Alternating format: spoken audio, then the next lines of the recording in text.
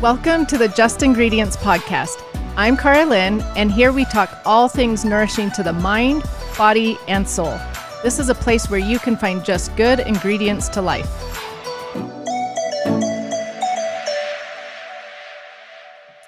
When thinking about your journey towards better health, do you think about water? It's no secret. We know how important it is to drink water, but we often forget to consider the quality and safety of the water we are drinking every day. Research shows that despite where you live, there is a high likelihood your tap water may not be as clean and safe as you think. Clearly Filtered is on a mission to help you and your family stay hydrated, healthy, and safe by providing the best filtered water products on the market today. Clearly Filtered makes insanely powerful water filters that completely blow the competitors out of the water. Clearly Filtered is independently tested and certified to remove over 272 harmful chemicals and toxins found in our drinking water today.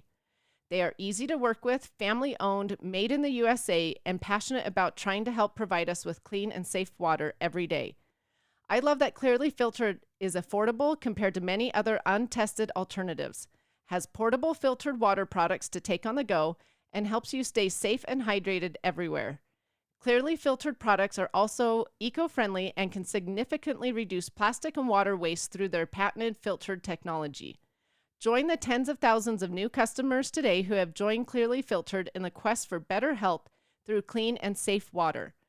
Go to clearlyfiltered.com and use the code JUSTINGREDIENTS to save 15% off your order today.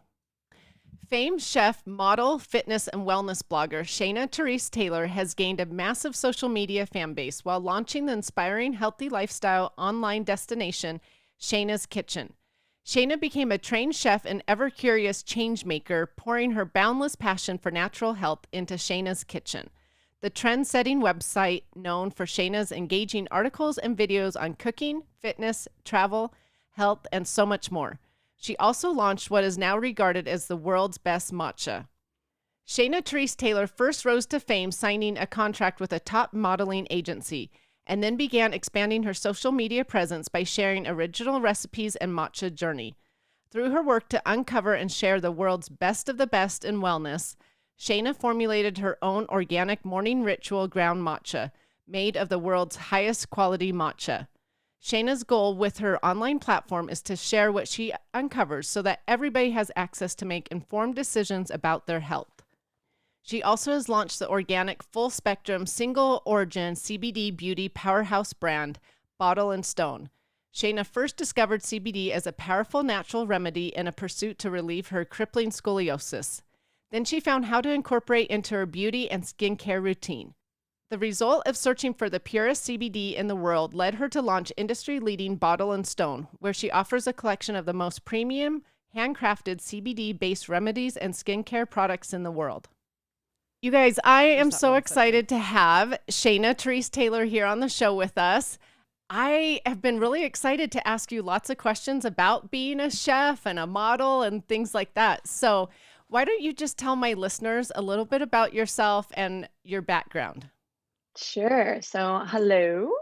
I'm Shayna Taylor, and I am the owner of Shayna's Kitchen and Bottle and Stone. And yeah, a little bit about me. So, yeah, I started actually my career as a chef. I went to culinary school for college. I went to a regular culinary school, so they didn't actually teach anything about eating healthy and healthy cooking. I learned about nutrition and stuff like that, the basics, but my actual health journey of becoming a healthy organic chef actually truly just came out of passion. And in between kind of that era when I was going to culinary school and figuring out if I wanted to work in restaurants or if I wanted to do something else, I was drafted actually to be signed by a modeling agency in LA. And so I decided to also pursue that and see how that would kind of work into my life. And I always wanted to be a model, but I also had a passion for food. So it was kind of this very opposites world, I guess you can say. And so I moved to LA and started a modeling career. And to be honest, yeah, it actually really affected the relationship I had with food.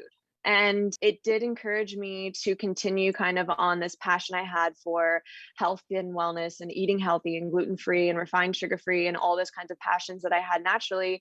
But I think because the modeling industry is a little bit difficult, it makes it complicated. So I decided to kind of put modeling on the back burner, and I decided to do back into chef work, but do personal chef. So I really wanted to help people, and I loved being a caretaker. I was called Mama Shay my whole life because I love to just like jump on the opportunity to help anybody out in any realm of their lives. And food is obviously an amazing way to do that.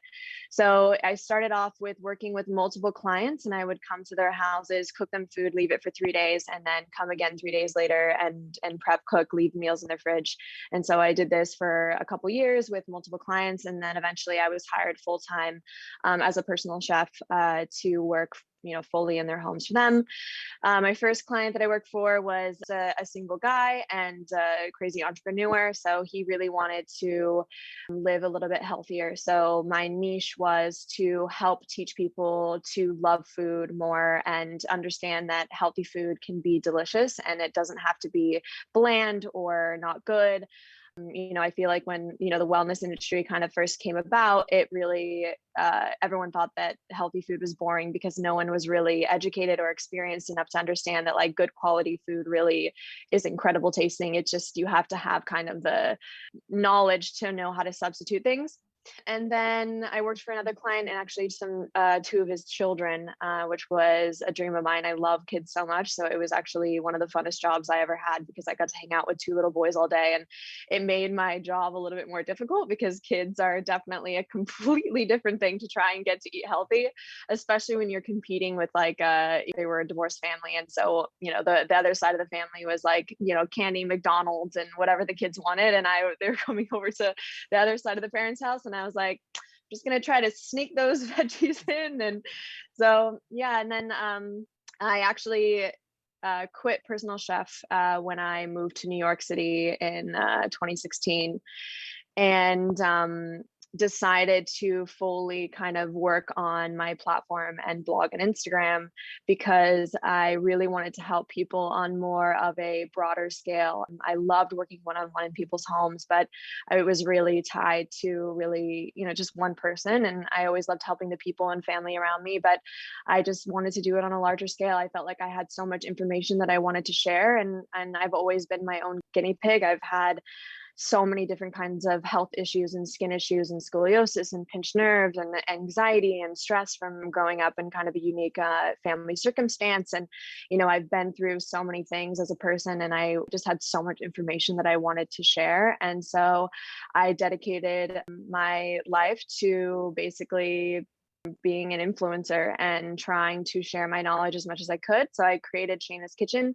It was actually a health blog before, but it was a different name called My Bikini Kitchen, which was the concept of like keeping your body bikini ready. But I was young and didn't really. Well, anyway, so I changed it, rebranded, and really focused on healthy recipes and finding brands that I vetted that I thought were good enough to share. And it kind of just blossomed into this big community of amazing people now that I have. And now I focus a lot on mind, body, soul and creating recipes that are easy for people to make. That's kind of what I decided to make my niche was, being a chef, you can kind of, I can do complex recipes all day long, but the whole idea of Shayna's Kitchen was to create recipes that were really simple and easy for people to make themselves. Because when we make and cook for ourselves at home, it's really, I think, a beautiful act of self-care. And it's also educational because you know what you're putting in your body and you can understand your body more and come and, become more intuitive and have a real relationship with food rather than it just being like, a sense of fuel or however you want to call it. And yeah, so now that kind of turned into selling matcha because I quit drinking coffee when I was a personal chef because it used to make me feel really jittery and upset stomach and give me anxiety, which I already had to begin with. So I decided to launch my own matcha brand after drinking it for over a decade and really understanding what quality was and the different meanings of what matcha is and going to Japan and really understanding the farming and all this kinds of stuff. And then I had also launched my CBD company shortly after because I had so many people in my community ask me for holistic advice on how to do things and take healthy things to get them off narcotics to help with sleep and pain and anxiety and like all these everyday stressors I think that we all kind of have. And CBD was an incredible plant medicine that was helping people with a lot of these issues, that legitimately helping them. And I originally, like I said, I was always just vetting brands and trying to find brands that I thought were really like legit to share with people. And then in the CBD industry, I couldn't find one that I thought was trustworthy enough. And I was like, I guess I'm just gonna have to start my own. And that was a journey of like not understanding what I was getting myself into at all. But it's been an incredible one. And I have my own farm in Vermont, and we're certified organic and going towards biodynamic practices. And yeah, an ever growing community. That is amazing. That is a huge journey that you have gone on. And wow, Yeah, what successes you've had. That's amazing. And I love what thank you're you. doing because I think we need to educate as like I wish there were more of you out there educating the Thank you. masses, teaching them how to eat healthy and that it fuels your body and things like that. So, I have a bunch of questions for you. So, we're going to start all the way back to culinary school Mhm. because I'm really intrigued with this. In culinary school, do you work with just whole foods or do you work with processed foods? Do they teach the importance of whole foods? So the culinary school I went to is called the Art Institute, and they're an art school, but they have a specific culinary program. And the reason why I picked this back in the day was because I really wanted to have an actual degree, and not all culinary schools offer associates and bachelors, and they did in science. Which, looking back, I actually wish I would have just done specific culinary because taking all the other college classes on top of 5-hour cooking classes was like a bit much. But you do typically only cook with whole foods. I mean, you really have to learn A to Z. I mean, for vegans listening, I apologize, but in culinary school, you got to learn how to butcher the animals. You got to learn how to do everything in culinary school. And yes, you use sugar and nothing's organic. And, sometimes if the chef teacher in the class, if they had a passion for organic stuff like that, then they would kind of incorporate into their teachings because they were passionate about it. But as a whole, it was just kind of like cooking however you wanted, authentic, using butter, using this, using salt, I mean, it was like you used everything. And not to say that butter and salt is bad, but obviously the type of salt you use and where you're sourcing your butter and all those kinds of things are really where the importance comes from. And so in culinary school, they don't necessarily teach you these things. I think it's more out of passion. And I think any chef who gets a little bit more advanced understands that there's not one size fits all or one quality that is just good for everybody. And then you get really into sourcing ingredients. And what makes, I think, an incredible chef is, yes, of course, being creative and being able to know those ingredients that go well together. But it truly is about finding those like really incredible ingredients and how you're sourcing them that really makes a difference. Because at the end of the day, food speaks for itself. So in culinary school, they teach you how to make all the things and you cook for so many hours. And, I learned so many techniques and things like this, but it was educating myself on substitutions that really made the meal, I think, more nutritious and a little bit healthier and more nourishing and not, making you feel heavy, etc. That kind of stuff was all kind of self-taught out of passion. Good for you for learning all of that. That's amazing. I love researching substitutions and where ingredients are sourced from, things like that. So it's fun that you love to do that as well. Yeah, Um, I've always done like every time I travel, I love to take cooking lessons in the countries that I'm traveling in because you learn so much. Like I get so inspired from oh, I'm traveling too. sure. Okay, so I'm intrigued with your personal chef years. As you were talking, I was like, dang, I want a personal chef. That's like a dream of mine, someone that's The cooking luxury. organic and doing the cooking. Okay, so those people were really lucky, first of all, to have you, someone that knew how to cook with organic ingredients and healthy ingredients. So tell me how you got those kids to eat healthier. What were your tricks? I'm not gonna lie, it was such a challenge. In the beginning, I was like, wow, this is gonna be difficult. But you just try to, I mean, it's all about sneaking things in. Kids just don't, unless they're raised. I mean, I'm not a parent, so I mean, take this with a grain of salt. This is just my opinion. But when like teaching your kids that vegetables are so nourishing and so great, and then like unless you do that from a very young age, it is almost impossible to get them to eat vegetables when they're older. And kids are like sponges. So like if you just got to trick them into doing things. It's like I learned very young because I was 20, how old was I? 23, 24 when I was cooking for these kids. I also grew up with a little sister. So I have a little sister who's 11 years younger than me. So I also kind of got that parenting mentality because I helped my mom kind of raise my little sister. So like luckily I had that on my back on my back like burner to like kind of remember again about tricking my little sister into eating things. But you just have to be creative with it. Like they loved some of the stuff that they would love. So my boss really wanted them to eat fish and they just were like really not into eating fish. They wanted to have, chicken and this, that, and the other. And that was fine. I nailed the chicken nuggets. I made so many chicken nuggets in the freezer to have as like backup for the nanny and all this kinds of stuff because the chicken tenders were easy to nail. The fish was difficult until I started like doing a gluten-free breading with nuts on it and putting like nice salt seasonings and things like that. I think it's really just like hiding what they're afraid of and like putting things on top of it that are still really healthy, but that have a lot of flavor. They also really loved these broccoli tots. I'm sure you've seen these. So like I used to put zucchini and broccoli, and then I would do organic cheddar cheese and then gluten-free breadcrumbs. And I would form them into these perfect tots. And then I would bake them instead of frying them. And like those were also like game changers. So like it's so much trial and error and like, finding smoothies that they love so that they can try to get in their greens and, try to get it sweet with dates. And like, it's just like for me, it was hilarious because I felt myself like, you're like this, like waiting for them to eat it. You're like, do you like it? And then you're like trying to play with them.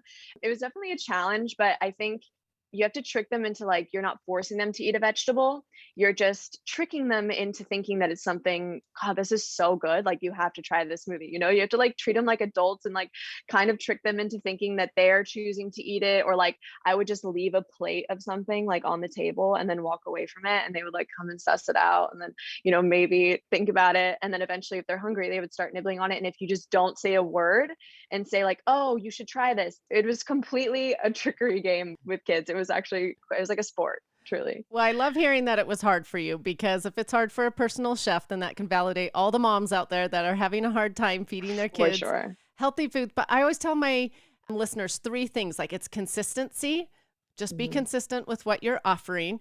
2, educate them, like you said, like teach them like these vegetables are going to help your gut. They're going to fuel your body, things like that. And then 3, yeah, add veggies in wherever you can. Add them in the smoothies, add them in the spaghetti sauce, add them in the pancakes. And the Exactly. kids never know, but it's great. You're just fueling their bodies the best that you can. So thanks for sharing that. Mm-hmm. Okay, so next question. As a personal chef, I'm curious, were there meals that people asked you to make that you did not want to make you just knew like, ooh, that is going to be so unhealthy? Or could you always make it a healthy version? I always made it a healthy version. I actually loved when clients would say, this is my healthy, meal that I feel is unhealthy, guilty or whatever they want to say.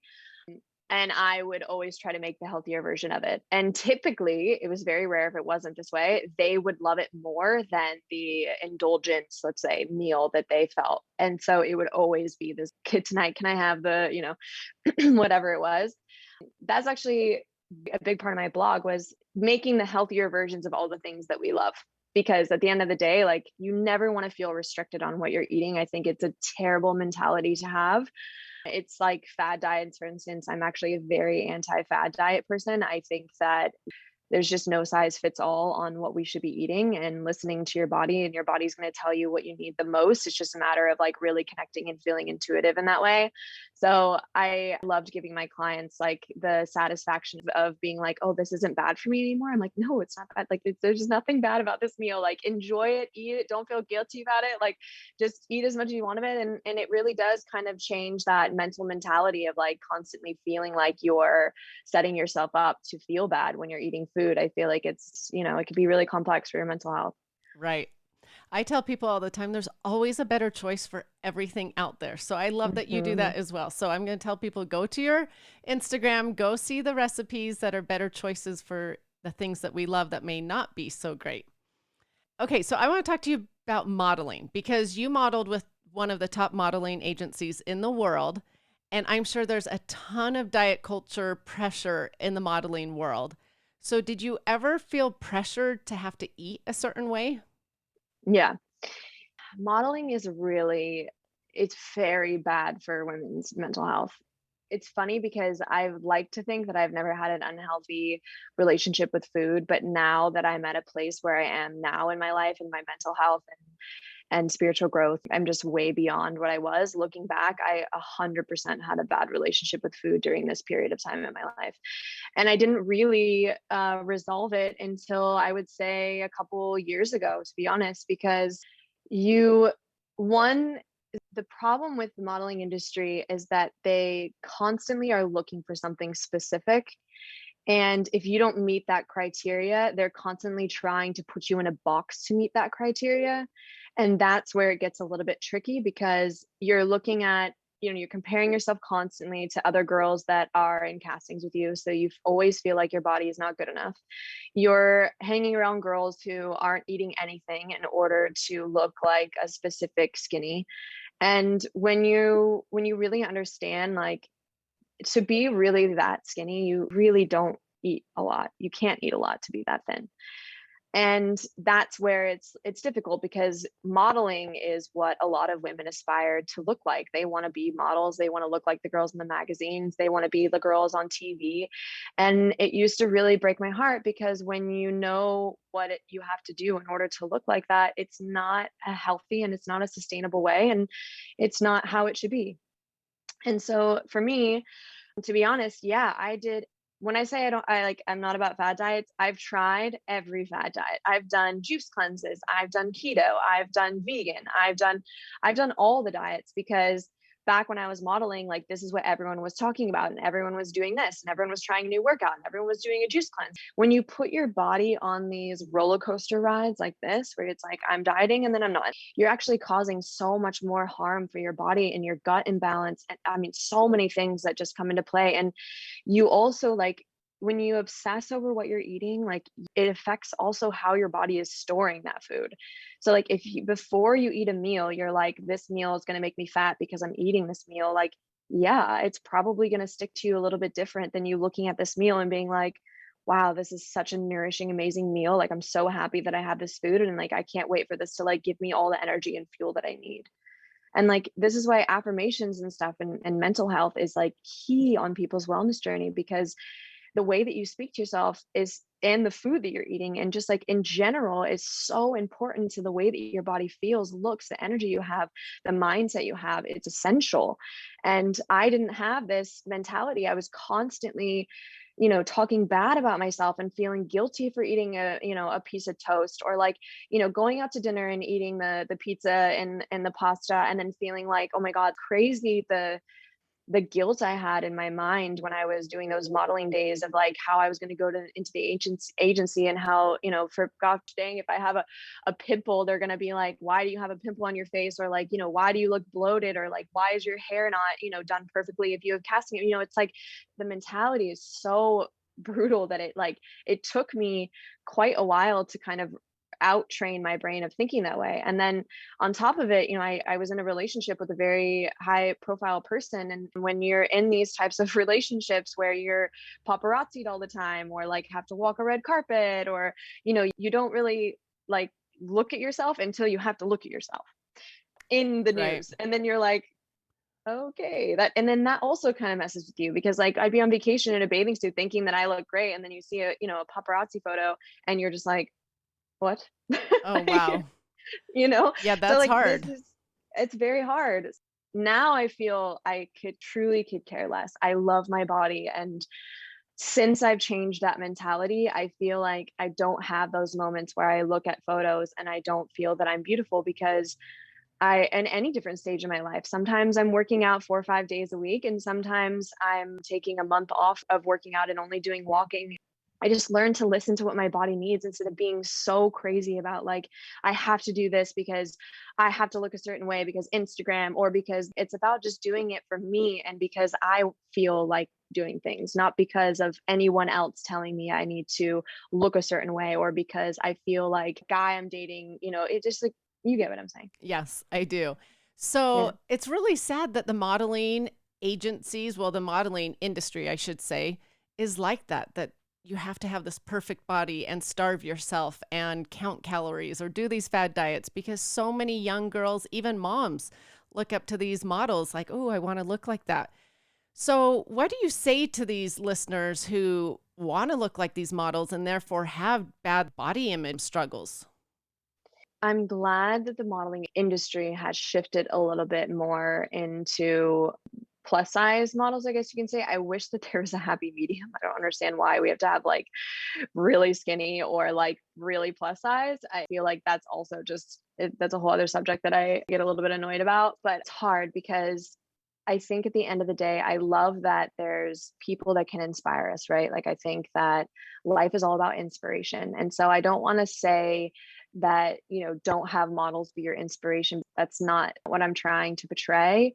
I just think that it's more about like if you want to look or live a certain lifestyle like a model is doing or how she looks or whatever, like maybe look inside of you and ask the question of like why exactly do I want to look exactly like this model? Like what is that going to really do for you? Like mentally, and are you doing it for yourself or are you doing it just because you want to, you know what I mean? Like where exactly is the inspiration from a really skinny model coming from? Is it just because you want to look skinny or is it because you want to be happy? And I think that kind of where there's miss up sometimes is because like you want to be inspired by people, but you want to be inspired by people who make you feel good about yourself, not Right, people who make you feel bad about right, yourselves.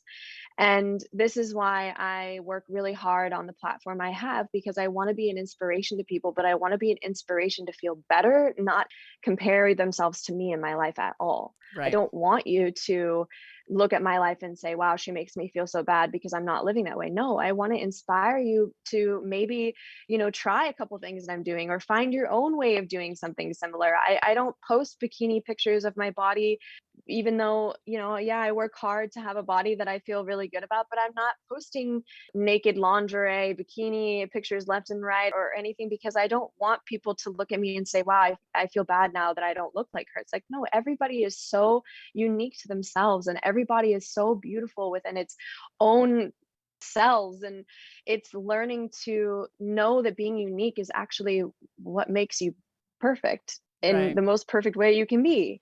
And it's not about comparing yourself to influencers or models. It's like, yes, if you're inspired by them, I love it that you're inspired by them, but like, don't be inspired to look identical to people. Like this is why like it's also difficult for me in the modeling industry right now because everybody has the same work done to their face. And I'm like, every model that's big right now looks the same because they all have jawline things and they all have lip filler and they all have the eyebrow tuck thing and they all have these different things that make them look similar because I get it. It's a look, it's beautiful. It looks like a Barbie and like it's beauty, but at the same time, like, but then you guys all look the same. Like, where's the uniqueness to just like loving yourself for who you are and the beauty of Right. like small lips and medium lips and Right. people who have naturally big lips, like, where's the love of like everybody looks different and that's great. Right. Like, I and if agree. you, yeah, Well, and also talking about the size, I always say skinny does not equal healthy and skinny no, does not equal happy. So no, healthy, it's actually ac the opposite. right, healthy actually can equal happiness. And so we need to nourish our bodies and every body is going to look different when it's healthy. So, Exactly, exactly. And everybody needs different things and different food. And like, this is why, I'm the anti-diet person because it's like, most girls that are super skinny, I'm telling you, they are not happy. They're not eating, they're malnourished. They may look skinny and their body may look great, in photos to them or to whoever. But at the end of the day, like, 10, 20 years time, like malnourishedness catches up to you and you will age. So it's really not something to aspire to. Like making sure you nourish your body as much as possible. Like that's the key. Feeling good is the key. It's not about how you look and then feeling good after. It's feeling good and then how you look will follow, basically. Exactly right. what you said. So Yeah. people that are listening that want to start on a health journey and start nourishing their bodies that are maybe going to take a mindset change rather than trying to be skinny, they're going to try to be healthy. Where do you have them start? Do you have them just go cold turkey with eating unhealthy foods or what's your suggestion? Polar opposite. Polar opposite? Polar opposite. I actually do not cut out anything. I think that you need to set up yourself for success. And when you put too many high expectations of, I'm going to cut out this, like it's not going to work. It's not sustainable. Like you have to set up yourself for success. So the body loves routine, and this is good or bad routines, by the way. And this is why I say, like, number one is start to create healthier routines for yourself. So incorporate healthier things into your life.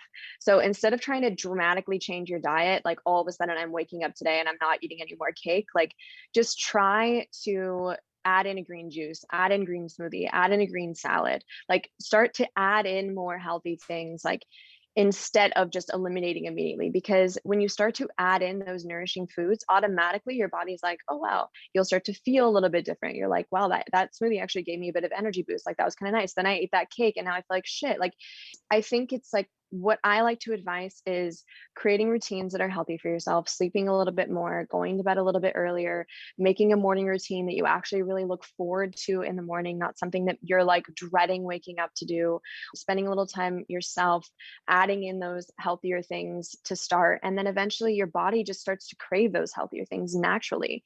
And then going in tune with your body, like, how is this smoothie making me feel? Okay, I could journal about that. Okay, after I ate, the burger or whatever, you ate, like, yeah, I had a stomach ache. I was a little gassy. Like, all right, I'm going to journal that out. Like, you start to notice the things that your body really loves and what it doesn't. And I think that empowering yourself to be able to make those own decisions of like, okay, I want to be healthier. And now I'm starting to understand like what's my body really doesn't like and what it's been trying to tell me, but I've been ignoring. And what, really feels good is a really good way to start, because you want to ease your way in. At the end of the day, like, you're looking for a lifestyle. You're not looking for a quick fix. Quick fix don't exist. It's not a thing. This is why fad diets annoy me, because it's just like, yeah, cool, you can do it for a few months, but like also, the keto diet, like, it's nobody should do keto for longer than 3 months maximum. That's it. You can do it for 3 months out of the year. And then besides that, you need to nourish yourself with those carbs. And yes, healthy fats are amazing. And I think you should never cut out healthy fats, but like, you also need to have the balance of all the different nutrients that you need, and your body needs those carbohydrates. And it's just creating routine, and like really creating a sustainable, concrete starting point for your health journey, and then kind of going on the next step from there. But like, don't try to do anything dramatic, because then you feel guilty that you didn't achieve it. And Achieve it. then that Exactly. works backwards. Yeah. Exactly. Okay, being a personal chef, though, I want to ask you two things. So, one, when I started my health journey, eating healthy seemed so overwhelming because I would look at Pinterest and see all these amazing, like, quinoa bowls or these amazing salads. And I'd be like, I do not have the time to make that, nor do I even know how to make that stuff. So, someone that's just starting out, does eating healthy have to be big and elaborate and Pinterest like look? No, I don't think so at all. It's so funny because, when I travel to Europe a lot, and the European mentality is like people cook at home all the time. It's like a part of their culture. Not all places in Europe, but most. And in America, we've like trained ourselves to think that we like don't have time to cook at home, because we're all working really hard, and like, restaurants, and it's just like not as common for families to cook at home that much. And so it does not have to be extravagant at all. I think in the beginning, when you're like, I just need to figure out what foods I even can eat, I really love the idea of prep cooking. I used to do this for myself as a chef, and I do it even now because I work so much during the week. On Sundays, they're just like my days where I prep cook stuff. I roast vegetables, I steam asparagus, I, roast some kombucha squash. I just like roast a bunch of different vegetables. I buy a bunch of lettuce, make sure everything's washed and ready to make a salad. I toast my, nuts and things like that. I pre-make dressings, and I have everything kind of in my fridge, so that when I need to eat something healthy, instead of ordering something bad or just like grabbing a protein bar, which isn't great, I know that it'll take me 3 seconds to, okay, I'm going to put some squash, chop up some asparagus, some lettuce, and then like, my herb dressing. And then all of a sudden I have this like nourishing salad. And then I have, I always have fish or chicken or eggs. And I always like, I boil an egg. I boil a 6-minute egg. It takes me 6 minutes to put an egg on a salad. And then I have a full whole salad. You can even steam quinoa or millet or rice before and keep it in the fridge and throw in some carbs in there. Like, there's easy ways that it doesn't need to be glamorous, that you can set yourself up for success, and it's once you kind of get into the routine, you just have to do it once to realize how easy it is. And this is kind of what I say on my platform. It's like, just try and then let me know if it's hard. Oh, I love Just that. just kind of you just kind of have to like commit and try it. And then I guarantee once you've done it once, you're like, oh yeah, wow, that's actually not that bad. And like how convenient that I have like all these vegetables and salad in the fridge. This is great. Sometimes things like they just seem harder than what they really are. And all you have to do is just apply yourself a couple times and you figure out how it works for you. And everybody's a little different in their routine. So you have to try it in order to figure out how to fit it in your life. I think I need to incorporate that. I think on Sundays I need to prep. I never prep. And you're so right. It would make it so much easier. It makes it so much easier. Like for me, I do recipe development, 2 days a week. And so I always have so much food. Like I need more employees to feed. To be honest, it's like so much food. But I don't on those non-days, like I don't want to cook for myself because I just cooked for 2 days straight. Right. So having those prepped foods is essential for me to be able to feel like I can still get in the nutrients I need without feeling like I'm stressed to try and, make myself something or find something that I haven't ordered already, or it gets expensive. And also too, I always feel sick when I order stuff out. It's like nothing's ever really healthy. I feel it's always like got something secretive in there. Well, that's a great tip about prepping. And let's talk about restaurants. But actually, I have a question before restaurants. It was my second question. People that start a health journey think it's going to be so expensive. So, do you think it's more expensive to eat healthy, or do you recommend people budget? What are your tips? I understand why people say being like a health and wellness person can be expensive. I get it. This I understand because if you're going full force and you want to like buy all the tools and the this and the that, and like I understand how things could add up and it could be expensive. Yes. But there is 100%. I think it's cheaper if you do it right to eat healthier because at the end of the day, if you're not cooking for yourself and you're eating out, that already is a lot of money added up that is way more expensive than just buying groceries and prepping them at home. And you have tools like farmers markets and you have tools like Trader Joe's and you have places like every single grocery store now, Ralph's. I mean, I think every level of grocery stores now have a organic section for fruits and vegetables and organic flowers and things like this because they know that there is a demand for it.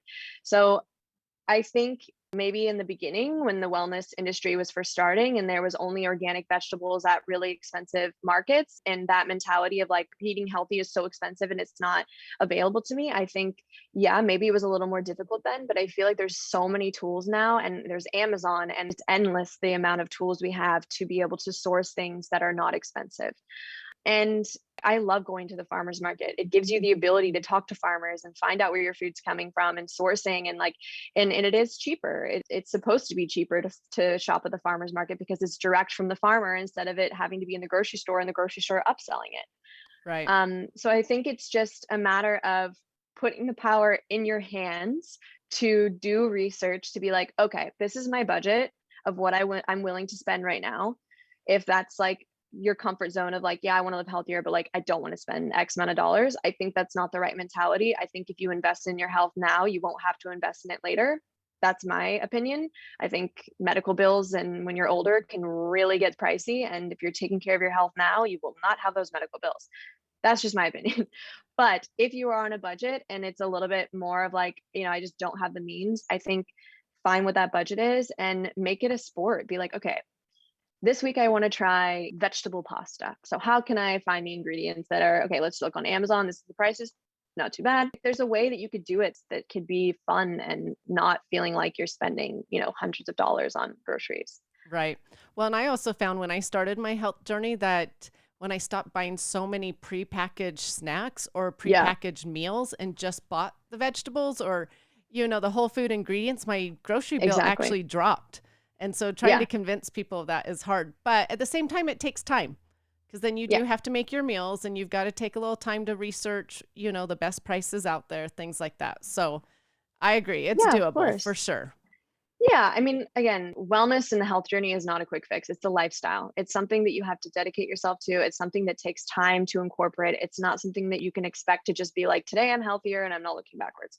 I mean, it's a long, like I've been on a health journey for 10 years, and I've always am learning and I'm always evolving and I will until the day that I die. And so it's understanding that like it just you have to be patient with yourself and you have to figure out what routines work for you and you have to just have faith that like yes, it takes dedication and yes, it takes practice, but once it's really routined in your life, like it's so easy. It's just a matter of really giving yourself that time and patience to figure out where it fits in your life and what works best for you because everyone's work journey is different. Everyone's mental health is a little bit different. And so it's really about like just tuning in and finding what's right for you and figuring it out. Routines are everything, it's like Right. when you grocery shop and when it's good for you and if you want to meal prep and it's just finding those things that work. Yes. It's finding the tips that will work for you in your lifestyle. Exactly. Okay, Trial so and error. exactly. So you were talking about eating out just a minute ago. So let's talk about that. So Mhm. are there certain restaurants that you'll only go to? Will you go to any restaurant? Eating out is a big social thing. Like friends want to go eat out quite often. So what are your tips for eating out? So I love food. I'm a foodie, I'm a chef. So I love to try all restaurants, especially when I'm traveling internationally. But the food in Europe is completely different than here. I don't have any issues when I eat in Europe. Here is a little more difficult. When I pick restaurants, I definitely am very particular about food quality, the chef caring about like sustainability. Like I definitely am a little more cautious now about what restaurants excite me to try, but I do love trying a new restaurant. And my biggest tip is one, if it's a common thing and you go out often, there's definitely ways you can order and pick things on the menu that aren't going to make you feel constantly like you're eating too many calories. I always ask for things to be with olive oil and cooked in olive oil or that kind of stuff instead of like butter or if they use canola oil or like chefs like to sneak weird things into kitchens. So luckily restaurants now are very used to people saying they have allergies and intolerances. So I think becoming confident in the fact that you can really communicate that to the waiter is a tool that because for a while I was afraid like oh I feel bad that I'm that person that like is saying I have all these dietaries and now I'm annoyed and people are looking at me. I'm over that now. I'm like it's not worth me feeling sick, don't care. So I'm like, I have gluten allergy, I have a corn allergy, and I would have no finishing salt, please, and then everything cooked in olive oil. Thank you. Oh, you that's know? great. Yeah. That's And great. so I think I think you just have to find on the menu things that look good, but also if you want to try things, like share for the table instead of having it for yourself. Like I love to share plates. And so it's like instead of eating the entire plate to yourself, which may make you feel sick or may whatever, like share for the table and you can try a little bit of everything and everything in moderation. There's nothing wrong with everything in moderation. I believe. Right. I like that advice. Okay, talking to a personal chef, I'm curious because I get asked this a lot. You're busy, we're busy, people are just busy. People always want snack suggestions from me. What are like your go to snacks when you're just busy? That's a good question. I'm actually not a big snacker. I always have fruits, berries, and things in my house because I love to snack on fruit. I also always bake on the weekends. I feel like I love to bake gluten-free breads and stuff. Like I just baked a chocolate pumpkin bread, and so I've been snacking on that. Oh, yum. And what else do I like to snack on? Oh, siete chips and bitchin sauce. That's one of my Those are favorite good. snacks. Those Yeah, are I good. love siete chips are great. Bitchin sauce is awesome. And then I don't know. I'm not like the biggest snacker, but it's always sometimes I make guac with siete chips. Like it just depends on what. Sometimes I just make eggs for a snack. Like I'll boil eggs when I'm hungry because I don't know what to eat, and I'll just like boil a couple of eggs and eat those. So it just kind of That sounds like depends me. on what my yeah. I'm Berries, like I don't know eggs, something quickie. nuts. Yeah. Yeah, exactly. Yeah, Okay. nuts. Yeah. Good to know. Okay, let's talk a little bit about your matcha. So, that is like a new trendy drink, I feel like, and a lot of people still don't even know what it is. So, tell us what matcha is and the health benefits of drinking it. So matcha is a green tea but it is a specific green tea leaf that they actually harvest. Ours are shade grown and harvest at a specific time. And then they grind the leaf actually into a powder. So that's what makes it a green powder instead of like a loose leaf tea, like green tea. So people get that mixed up. It has 10 times more antioxidants than green tea. It is incredible natural detoxifier for the body. So it helps the body detox heavy metals and basically any type of whatever. There's just like all the types of detoxing things you need from your body. And then it's high in selenium, which is really good for the immune system, especially in times like COVID and stuff like that. And then it's the reason why I love it so much is because yes, I don't necessarily need caffeine, but I love the calm, steady caffeine energy that it gives you rather than what coffee kind of like shoots you up and then you plummet downhill. You know, the monks actually used to drink it before meditation, and it was not available to everybody else. It was like a very sacred drink the monks would drink in order to stay calm but awake when they meditate. And so it has that long, steady energy that kind of keeps you fueled throughout the day without, the caffeine crash. And really high in antioxidants, so it's really good for the skin. There's loads of amazing qualities about matcha, and alkalizing to the body, which is also amazing to have in the morning instead of coffee, which can be really acidic. So are there different ways? Okay, like CBD oil. I know CBD, there's CBD that's grown not organically, but I should say dirty with a ton of pesticides and things. So I take it it's the same way with your matcha. And so that's why yours is grown organically. So not all hmm matchas are created equal out there. That's what I'm trying to say. No, no. I mean, just like anything, there's always the shit way, excuse my language, and there's always the really cared for way. And it's especially when it comes to food that we ingest, and CBD especially, because there's so many things into CBD that are people should really care about. But yeah, matcha, because it's shade grown, actually most matchas aren't organic because they have a hard time keeping the bugs away because it's not in the sun. And so they spray them with pesticides, especially the soil. And so it's really important that you have, high quality and you know where your stuff's sourced and people are educating you on their product and not just shoving, another matcha brand in your face. I mean, yeah, of course, maybe you can find a cheaper matcha, but it doesn't mean it's high quality. So what is the brand of your matcha called? It's called Shayna's Kitchen Morning Ritual. Okay, so everyone knows now. Yeah. And tell me Yes. this. I have a hard time drinking it because I hate the taste of it. Is there a way to make it taste better? Is that so It's bad to say? no, it's the quality of matcha that you're drinking. It doesn't taste bad when it's good quality. Okay, maybe If that's I, the problem. yeah, Maybe I should try yours.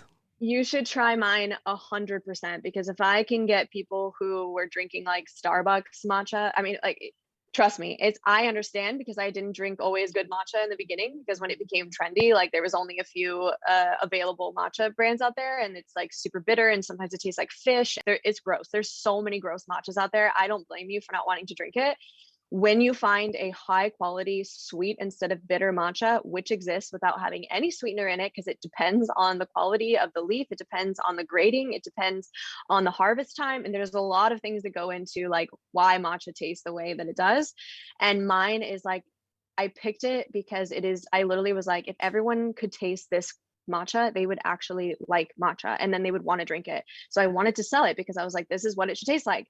It's not bitter. It's perfectly sweet. You can drink it with water. And everyone that drinks my matcha is like, damn, this is crazy. I'm like, Oh, I know, okay, but this that's is what good. it's supposed to taste like. That's good to know because the ones I drink are too bitter. So I'm going to try yours since you say it's sweet. I'll have Yes. to report back to you and to all the Yes, listeners. I'll please let do. them know. Yes, please. Okay, you also sell CBD skincare. And so I've done podcasts on CBD. I educate my listeners about CBD, but I never really talk about CBD in skincare. So what are the benefits of putting it actually in skincare products? So the real benefit is it's super anti-inflammatory, of course. So this is kind of number one. So people who struggle with acne or any type of redness in the skin, or when you have like, swelling and inflammation from when you wake up from whatever, stress or drinking or whatever it is, CBD really helps with like all that kind of inflammation in the skin. So it's really good also for the body as well as the face. And I've always struggled with acne on and off my whole life, and CBD has really helped with the inflammation when I'm feeling like I have a, crazy inflamed skin. But I think, it's more important, I think, that yes, of course, you can just slap CBD oil on your face, but I think it's the combination of like the skincare that I make and the face oil that I make it's yes, there is CBD oil in it, and I love the anti-inflammatory properties, and I love that it kind of naturally exfoliates the skin and reduces the production of sebum, which is like the hair follicle clogging skin follicles create, and that also causes a lot of acne, especially for men and women sometimes on like our arms and backs or when we shave, stuff like that. It's the combination of all the other oils with it that really kind of like give you the glow and the umph and the anti-aging, the anti-inflammatory, all the things that you want for your skin to look great and glowy. So I was just going to ask you, it does have anti-aging properties in it as well? Mm-hmm. Oh, yeah. Good to know. Thank you so much for being here on my show. I have loved talking to you and just talking to you about being a personal chef. That's just so intriguing to me. So thank you for being here. Tell my listeners where they can find you and your products. Yeah, so you can find me on Instagram, which my personal Instagram is Shayna Terese Taylor, Shayna, and then middle and last name, or Shayna's.kitchen is my wellness blog that has all my recipes. And I also have a TikTok now, which is the same, Shayna Terese Taylor. And then my website is shaynaskitchen.com, which has all my lifestyle stuff and has my recipes, it has my matcha, and then my CBD company called Bottle and Stone, and you can find that on bottleandstone.us. Great. Thank you so much. I always end my podcast with asking my guests what they have found to be the best ingredient to life. The best ingredient to life, I think right now for me, is routine. Oh, I love that. Yeah, I really, really love my morning and night routine. And it's made such a significant difference in how I feel and how I deal with things at work. And I think that routines are really a key ingredient. I love that. I love my morning routine as well. My night routine, not so much. So maybe I should work on that. That's like get everybody to bed and get myself to bed. But that's actually a great goal to work on my night routine. So thank you for saying that, because it is really true. I love my morning routine. So I'm excited to get up and start the day. So thank you for sharing that. And thank you again for being here. I really enjoyed talking to you. Thank you so much. I really appreciate it for having me. Thank you so much for listening. Remember to subscribe to the Just Ingredients podcast to learn more about your health and good ingredients to life. Plus, get daily tips at just.ingredients on Instagram.